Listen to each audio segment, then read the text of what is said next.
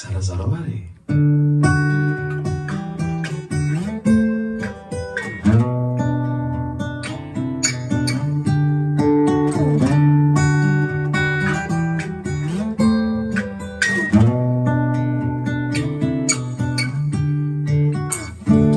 Mangatsiaya life ina narefa irerinya now taliwate kwata